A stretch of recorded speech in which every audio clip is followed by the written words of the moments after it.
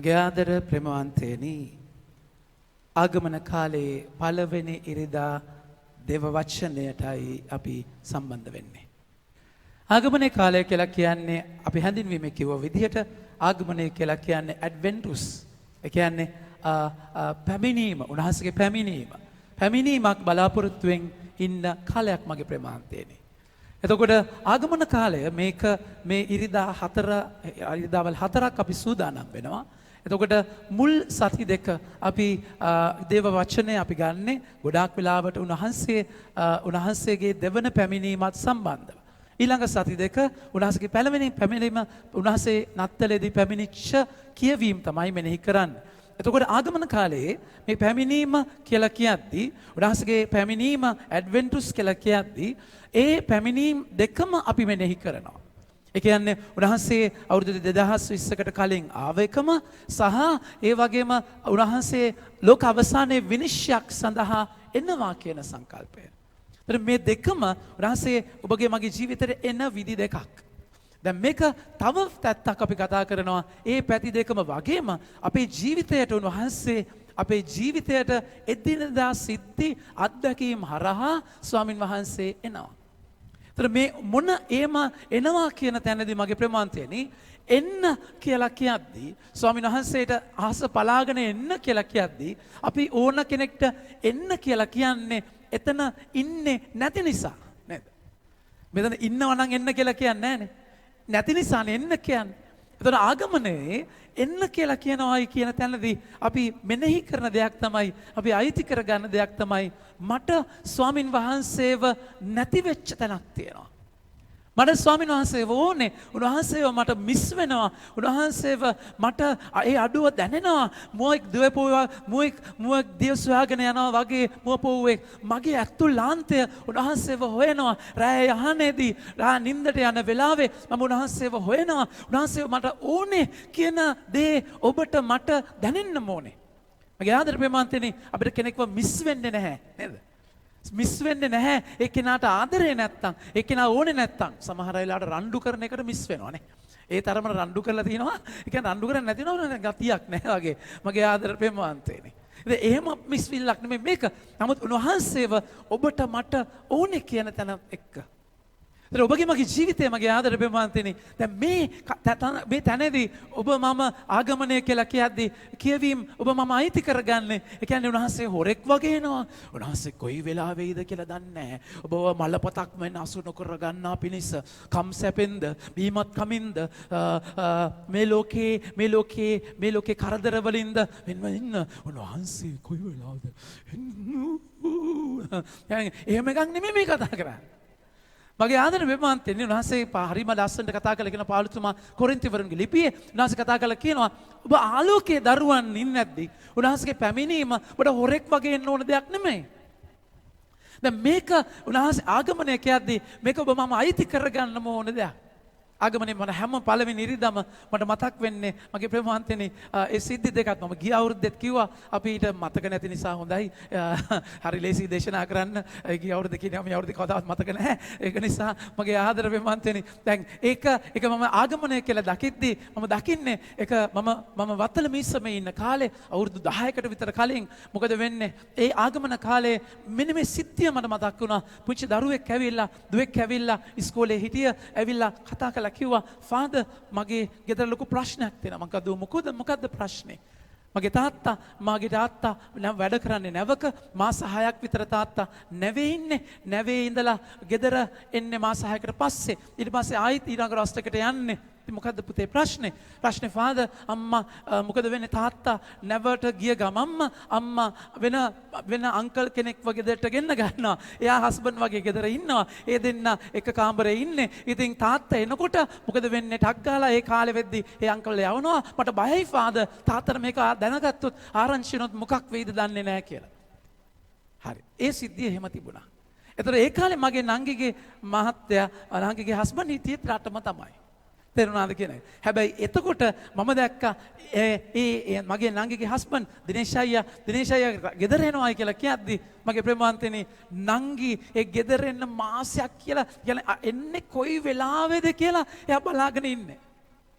ඉතින් මොකද වෙන්නේ? තෑගි ලෑස්ති කරගන්නවා, සර්ප්‍රයිස් කරන්න. ඉතින් ඕක බලාගෙන එයා ඉන්නවා. දැන් මම බලනවා අර මිනිස්සයා අර කාන්තාව එයාගේ හස්බන්ඩ් එනවා කියන එකේදී සහ අපේ නංගි එයාගේ හස්බන්ඩ් එනවා කියන එකේදී තියෙන දේ. දැන් ඔබන මම ඒ පැමිණීම බලාපොරොත්තු වෙන්නේ මගේ නංගි වගේද නැත්නම් අර අනිත් කාන්තාව වගේද කියන එක තමයි තීරණය. ඒ කියන්නේ දැන් උන්වහන්සේ එනවා කියද්දි අම්මෝ ඔන්න එනවා අන්නේ අම්මෝ ඔන්න දැන් එන්න ළඟයි. ඒක නිසා කොයි වෙලාවෙයිද දන්නේ නැහැ. ලෑස්ති වෙන්න ඕනේ කියලා තේරුණාද කියන එක. බොර ඩබල් ලයිෆ් තියෙනවා නම් තේරෙන උන්වහන්සේගේ තොර තවත් වෙනම සම්බන්ධතා තියෙනවා නම් වෙන ගනුදෙනු තියෙනවා නම් උන්වහන්සේ ඔබගේ මගේ ජීවිතේ එක නෙමෙයි නම් ඇත්ත ඒ වගේ තමයි වෙන්නට ඕනේ. දැන් දිනේෂ් අයියා හරි සුන්දර මිනිස්සෙක් තේරුණාද කියන එක. ඉතින් එයාත් නංගිටම හරියන විදිහට එයාත් සර්ප්‍රයිස් කරන්න කැමතියි. මොකද වෙන්නේ නංගි තෑගි හදාගෙන සර්ප්‍රයිස් කරනවා. එයා කියනවා පැටියෝ මම එන්නේ දෙසැම්බර් 10. දෙසැම්බර් 10 එන්නේ කියලා. මොකද වෙන්නේ? එයා දෙසැම්බර් 1 වෙනිදා එනවා. තේරුණාද? දොර අරිද්දි හස්බන්ඩ් ඉන්නවා. නංගිට නිකන් පිස්සු වැදිලා හොඳ වෙලා ආයි හැදෙනවා. තේරුණාද කියන එක මා සර්ප්‍රයිස් කරනවා. හිතන්න මගේ ප්‍රේමාන්තනි අර හස්බන්ඩ් ආවා නම් එහෙම සර්ප්‍රයිස් කරන්න වයිෆ් තේරුණාද කියන එක අන්න මිනිස්සු ඇතුලේ ඉන්නේ මත එතකොට උන්වහන්සේ එන්නේ හොරෙක් වගේ. නමුත් උන්වහන්සේ ඔබගේ මගේ ජීවිතයට නොසිතන වෙලාවක එනවා. ඒක උන්වහන්සේ එනවා කියන එක බයකින් බය අධික සූදානමක් නෙමෙයි මේ කතා කරන්නේ. joyful expectation. උන්වහන්සේ පුරාණේ ආවේ උන්වහන්සේ බෙත්ලෙහෙමේ ඉපදුනේ රජෙක් වගේ. එයාලා බලාපොරොත්තු වුණේ ඊශ්‍රායල් ජනතාව රජෙක්ව. ඔබ යෙසායා කියවත්ති ඒ රජෙක් අපට රජෙක් උපන්නේය. අප මුදවන රජිතුන් එනවා. මගේ ආදර ප්‍රේමාන්තයනි ඒ තැන එයාලට රජෙක් ඕනුනේ ඇයි? එයාලා රජෙක් ඕන උනේ එයාලා අද යෙසායා කතා කරනවා විප්‍රවාසගත වෙච්ච තැනක. එයාලගේ ජීවිතේ විප්‍රවාස වෙලා වහල් උනේ පාපයත් එක්ක වැටිච්ච නිසා.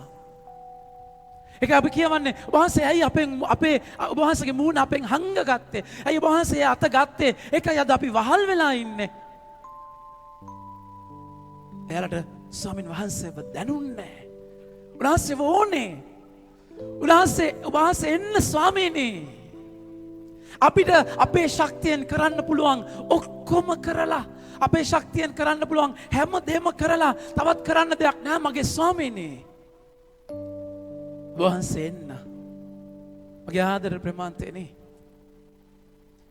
ඔබට ජීසස් කොච්චර ඕනද? මේක බලාපොරොත්තුවක් ඔබගේ කෙරුවාවෙන් ස්වාමීන් වහන්සේව ලබන තැනක් නෙමෙයි. ස්වාමීනි මට මීට වඩා කරන්න දෙයක් නැහැ. මගේ අබ්බැහි කමේදී, මගේ පීඩාවේදී, මගේ අසරණ කමේදී, මගේ ජීවිතේ ඛේද වාචකයකදී, මගේ ජීවිතේ හේබෑවිච්ච තැන, මගේ ජීවිතේ කුරුවල් වෙච්ච තැන, නන්නත්තර වෙච්ච තැන, කීතු වලට කැඩිච්ච ඉරිච්ච තැන මට වෙන තැනක් නැහැ මගේ ස්වාමීනි. ඔබගේ ජීවිතේ අපේක්ෂා භංග වෙච්ච තැන. මගේ ආදර ප්‍රේමාන්තනේ ඒ කාලකන්ණි තැන. ඔබට දැනෙනවා නම් ඔය ඉන්න තැන කාලකන්ණි කියලා. ඔබට දැනෙනවා නම් ඔබ විප්‍රවාසයක ඉන්න කියලා, අබ්බැහිකමක ඉන්න කියලා, හිරවීමක ඉන්න කියලා. ඔබට දැනෙනවා නම් මේක නෙමෙයි තැන, දැම්මට ඇති, දැම්මට හති කියලා. අගමනේ තේරුම ඔබ ලබන්න යනවා. මට ඔබ වහන්සේ ඕනේ. වෙන මුකුත් කරන්න බෑ. ඔබ වහන්සේ එන්න. මගේ ස්වාමීන් වහන්සේ වෙන්න. ඔබ වහන්සේ එන්න. වහන්සේ අහස පලාගෙන එන්න. මගේ ආදර ප්‍රේමාන්තනි. ඒකයි වචනේ කතා කරලා කියන්නේ. උන්වහන්සේගේ පැමිණීම බලාපොරොත්තුෙන් ඉන්න. අද අපි අපේක්ෂාවේ ඉටිපහන දැල්වන්නේ. අපි දැල්ුවේ අපේක්ෂාවේ ඉටිපහන. අපේක්ෂාව බලාපොරොත්තුවේ ඉරුදුනා. එතකොට ඊශ්‍රායල් ජනතාව විප්‍රවාසගත වෙලා හිටියා වගේ ඔබගේ මගේ ජීවිතේ හිර වෙච්ච තැන, කරගන්න දෙයක් නැති තැන ස්වාමින් වහන්සේවම බලාගෙන ඉන්න කාලයක්. ස්වාමින් වහන්සේවම බලාපොරොත්තු වෙන කාලයක් මගේ ප්‍රේමාන්තේනි. ඒකයි උන්වහන්සේ එන්න ඕනේ වෙන විදිහක් නැහැ. උන්වහන්සේ එන්න ඕනේ වෙන තැනක් නැහැ.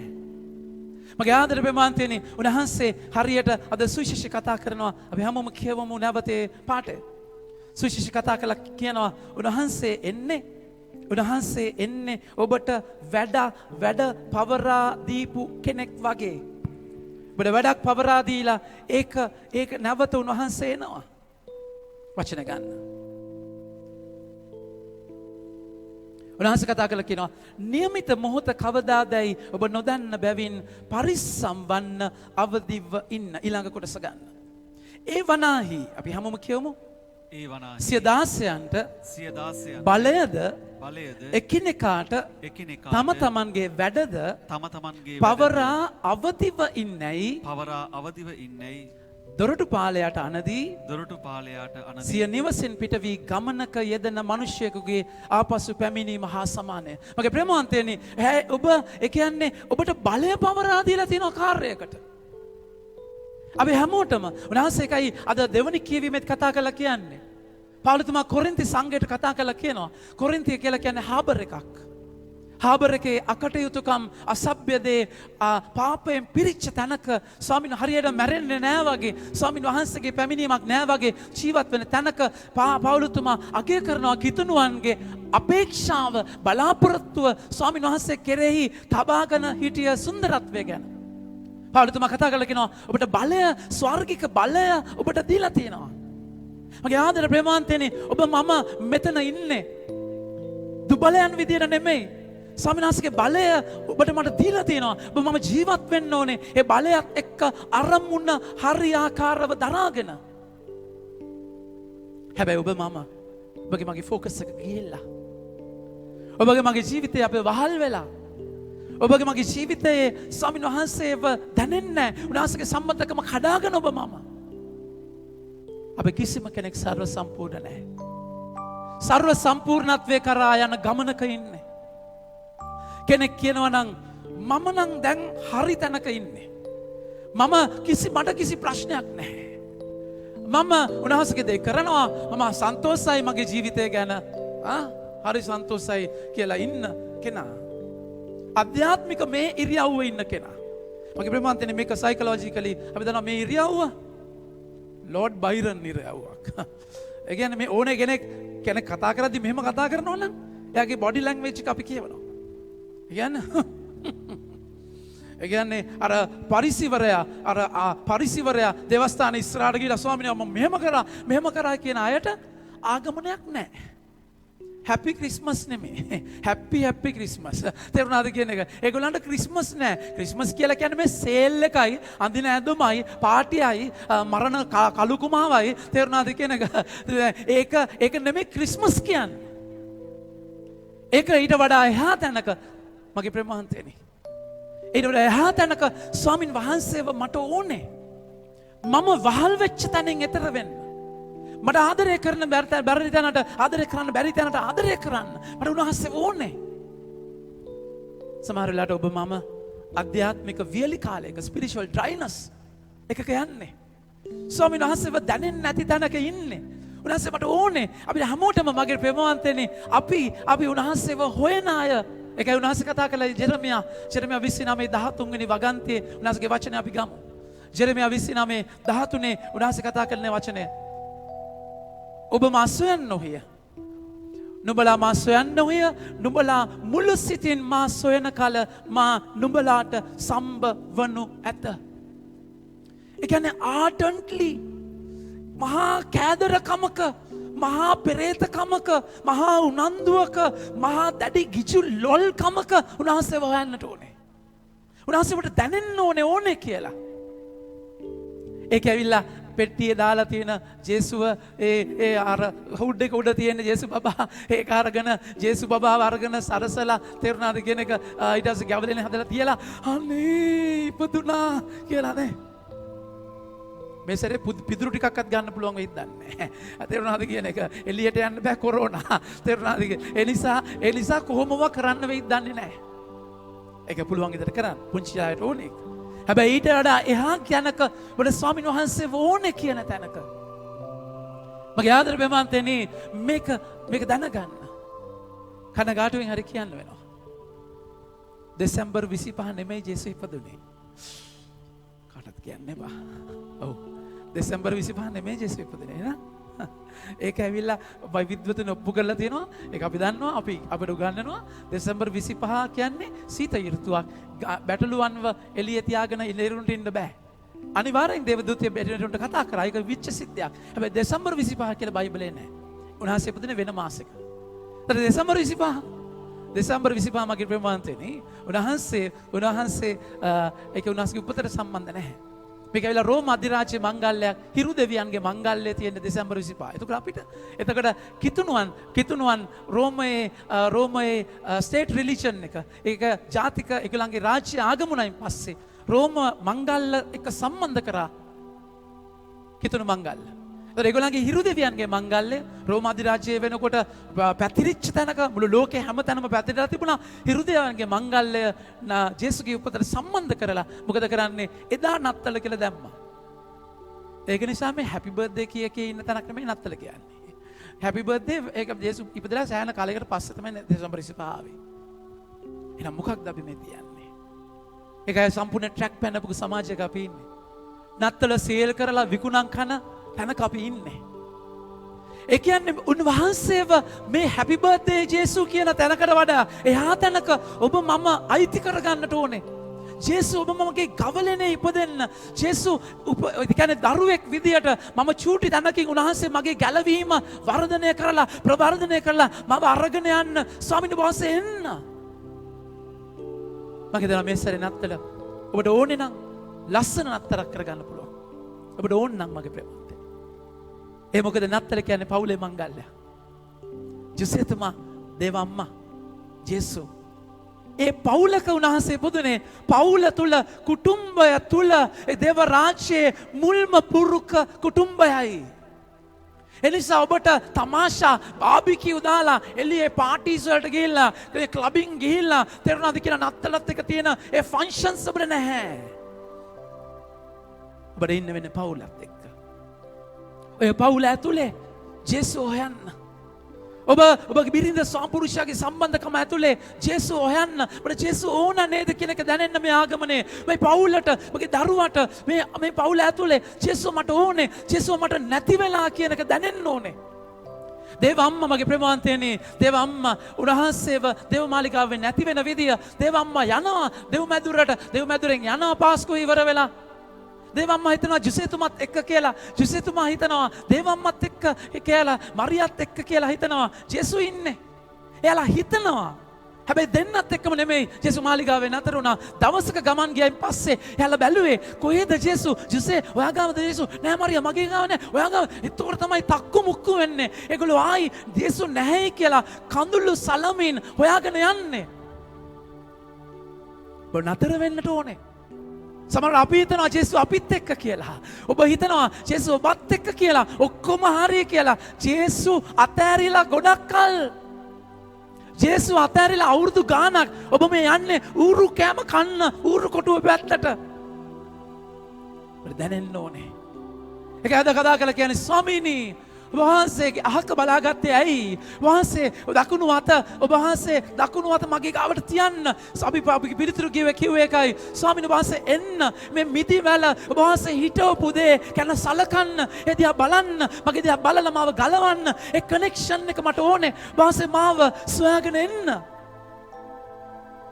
නත්තල තේරුමක් ඇතියෙන්නේ. ආගමනය ඔබ සූදානම් වෙන තැනයි. ඔබ බලාපොරොත්තුව අපේක්ෂාවෙන් ඉන්නේ. ඒ කියන්නේ ජුදාස් දේශුව නැති වුණා වගේ නෙමෙයි. ඔබට මට ජේසුව නැති වුණාට ඔබ මම ස්වාමීන් වහන්සේ එනවාම කියන දයාබර බලාපොරොත්තුවත් එක්ක ඉන්නේ. මේ වචනේ කතා කරලා කියනවා. යෙසායා පොතේ හරිම ලස්සනට 64 පළවෙනි වගන්තිය. විනාශ කතා කරලා කියන වචන අපි හැමෝම කියමු ප්‍රේමවන්තයනි. ඔබ අහස පලාගෙන කියන්න ඔබ අහස පලාගෙන නොබසින්නේ මන්ද? නොබසින්නේ මන්ද? අපි උන්වහන්සේට කියනවා අහස පලාගෙන එන්න මගේ ස්වාමීනි. අහස පලනවා කියන බෙඩික්ම 19 දකිනවා. ස්වාමීන් වහන්සේ අහස පලලා උන්ට මන්නා දුන්නා. උන්වහන්සේ අහස දෙබෑ කරලා ජේසුට කතා කරා. උන්වහන්සේ අහස පළලා ඒ කියන්නේ ඔබ මම හිතා ගන්න බැරි තැනක මට හිතා ගන්න බැරි විදියක උන්වහන්සේ ඒ මහා පුතුමයක්ම ඔබගේ මගේ ජීවිතේට එන්නට ඕනේ. ඔබගේ මගේ ජීවිතයේ අහස මොකක්ද? ඔබගේ අහස මොකක්ද? උන්වහන්සේ පලන්නට ඕනේ. ඔබගේ මගේ සිහින හැතුම් ප්‍රාර්ථනා අහසක් තිබිච්ච දේ ඔබ මහා දයාබරව උස්ව බලපු දේ වහන්සේ පලලා එන්න මගේ හදවත බිඳලා එන්න. ජෙසේගේ හදවත බිඳුණා ජේසු ඉපදෙන තැන. මරියාගේ හදවත ජේසු අම්මගේ හදවත බිඳුණා ජේසු ඉපදෙන තැන.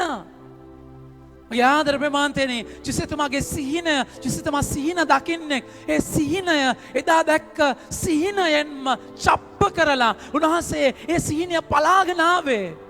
ජේසුස් මට කිව්ව එකයි සිමියෝන් ඔබගේ හදවත කඩුවකින් මෙන්න සිදුරු කරනවා. ඔබගේ ජීවිතේ පැලිලා ඔබගේ ජීවිතේ පලාගෙන ඔබට මගේ ජීවිතේ ඉරාගෙන ස්වාමීන් වහන්සේ එන්නට ඕනේ.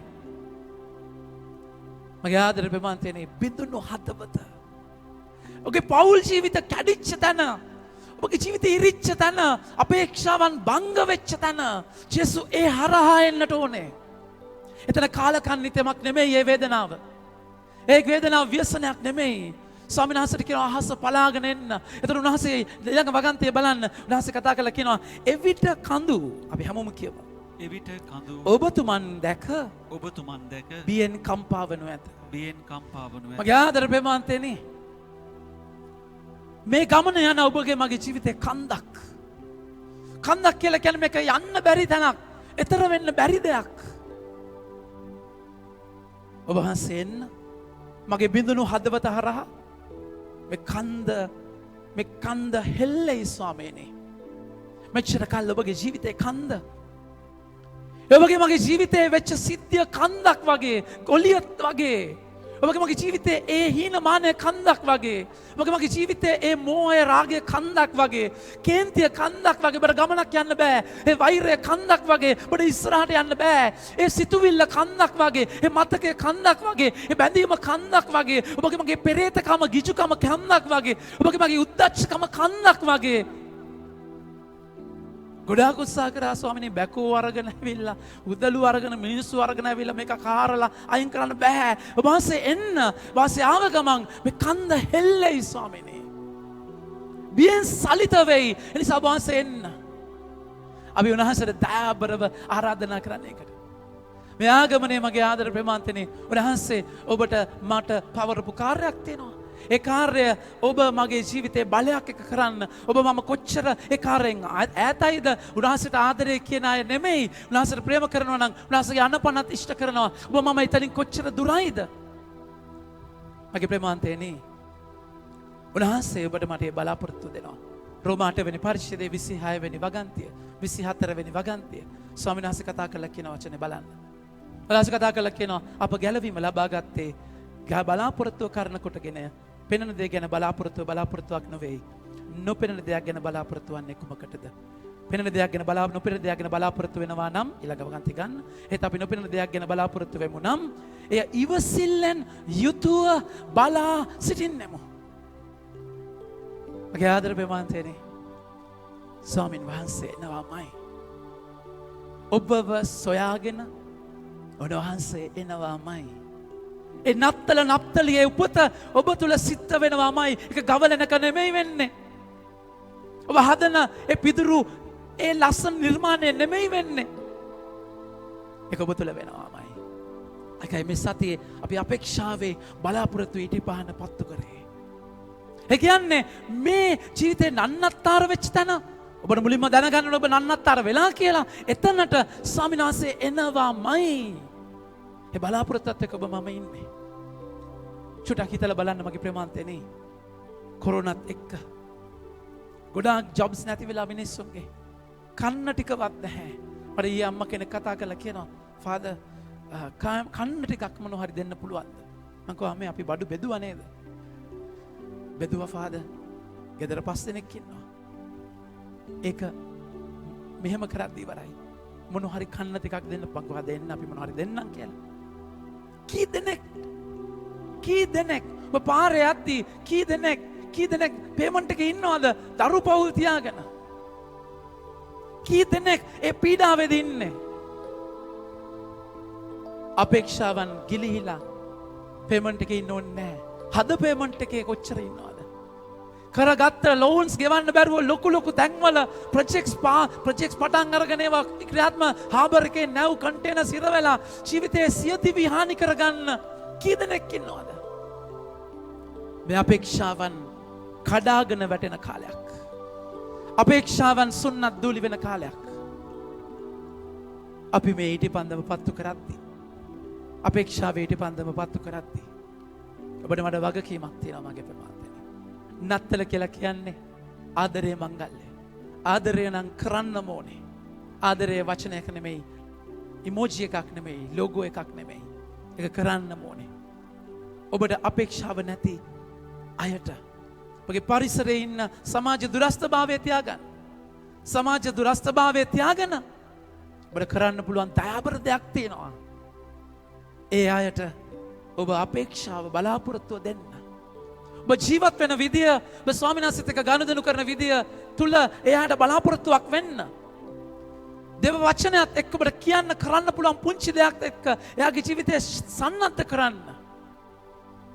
ස්වර්ගයෙන් බැස දෙවියන් ආවත් ගෙවුමේ දුලෙන් බැස පියමන් කරනට අපහට සිතක් නැතේ. ගෙදරින් යන්න එපා. Stay at home. හැබැයි ඔබ හදවතින් ඒ අමතර සැතක්ම යන්න තීරණයක් ගන්න. එනිසා මේ අපේක්ෂාව බලාපොරොත්තු වේරුදින අපි අපේ ජීවිතයේ කඩා වැටිච්ච තැනට බලාපොරොත්තු අයිති කරගෙන ඒ බලාපොරොත්තුව අනිත් තව කෙනෙකුට අරගෙන යන කෙනෙක් වෙන්න.